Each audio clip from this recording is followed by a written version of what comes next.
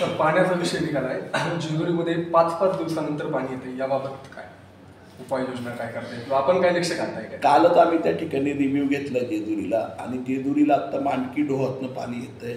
Actually Jejuri नगरपालिकेच्या बाबतीमध्ये जर बघितलं तर गेल्या 1.5 वर्षापासून जसं आपल्याकडे मागच्या काळामध्ये पूर्ण पुरंदर तालुक्यामध्ये 100% गावांना आपण जलजीवन मिशनमधनं स्कीममध्ये बसवलं, तसं सासवड आणि जेजुरी हे अमृत 2मध्ये बसवण्यासाठी प्रस्ताव हा 1.5 वर्ष झालं प्रलंबित आहे. सासवड नगरपालिका देशात 1 नंबरची नगरपालिका झाली. आज महाराष्ट्रातल्या 265 नगरपालिकांपैकी जवळपास 150 नगरपालिकांना महाराष्ट्र शासनाने स्कीम मंजूर केल्या. सासवड नगरपालिकेला नाही केली, जेजुरी नगरपालिकेला नाही केली. का नाही केली हा खूप मोठा प्रश्न आहे. इथे माणसं राहत नाही, कारण इथं माणसं राहतात ज्यांनी महाराष्ट्राच्या डोक्यावरती तुरा लावला आहे. महाराष्ट्र 1 नंबरला आलाय कारण सासवड नगरपालिकेने परफॉर्म केले. आज अमृतमध्येही घेतलं नाही, नगर उत्थानची स्कीम पण आहे त्याच्यातही घेतलं नाही. आता माहीत नाही 3 वाजेपर्यंत होईल का नाही. एक मला आता आली, एक काम झालंय म्हणून नगरपालिका आपलं, पण आता सासवड आणि जेजुरीचं घेतलं की नाही हा प्रश्न आहे. खरोखर म्हणजे की जे लोकांच्या गरजेच्या गोष्टी आहेत. आजही मी तुम्हाला सांगतो, काही मंडळी ना जे घेतात 2018ला सासवड नगरपालिकेला ड्रेनेजची स्कीम मिळाली.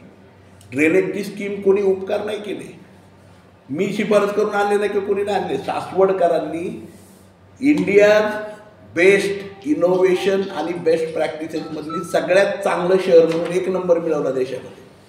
आणि त्याचं बक्षीस म्हणून आहे ना, त्यावेळेस म्हैसकर मॅडम होते UD2च्या आयुक्त, त्यांनी आहे ना सासवड नगरपालिकेला ते गिफ्ट दिलं ड्रेनेज स्कीमचं.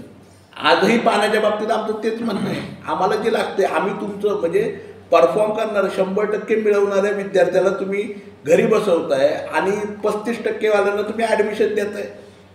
अशी परिस्थिती झाली आहे आणि हे खरोखर दुर्दैव आहे. पण तसंच सासवड जेजुरीची परिस्थिती आहे. जेजुरीला आत्ता मांडकी डोहातनं पाणी येतं आहे. ॲक्च्युली आम्ही रोजचं पाणी 24 तास मोटर चालवल्यानंतर काही वेळेस लोड शेडिंगमुळे कधी 23 तास, कधी 20 तास, कधी 18 तास लाईट राहते. त्याप्रमाणे दर तासाला 1 लाख लिटर पाणी फक्त आम्ही उचलू शकतो. हे साधारणतः ॲव्हरेज 18 लाख लिटर पाणी जेजुरीसाठी येतं आहे.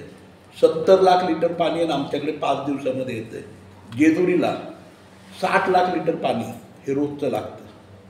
त्यामुळे 3रा किंवा 4था दिवस त्या ठिकाणी ओलांडतो. जेजुरीला आत्ता पाण्याच्या टाक्या ह्या फक्त 32,000 लिटरच्या आहेत. सॉरी 32 लाख लिटरच्या आहेत. म्हणजे 50% आमच्याकडे स्टोरेज नाहीच आहे. आम्हाला पाण्याचा आउटकम सुद्धा आहे ना केवळ 1 लाख लिटर म्हणजे 18 लाख लिटर आम्ही पाणी रोजचं उचलू शकतो. त्यामुळे असणारी डिमांड आणि मिळणारं पाणी ह्याच्यामध्ये तफावत आहे.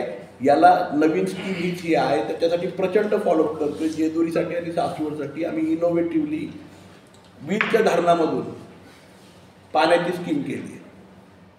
वीरच्या धरणातनं त्याचा DPR झाला आहे, त्याचा TS केला आहे, सगळ्या गोष्टी झाल्या. पण ते मंजूर नसल्यामुळे, जर मंजूर झालं तर जसं कैलासवासी चंदूकाका जगतापांनी 90 दिवसामध्ये केलं, 90 दिवसामध्ये आम्ही दोन्ही स्कीम पूर्ण करून दोन्ही गावांना परिपूर्ण पाणी मिळू शकेल.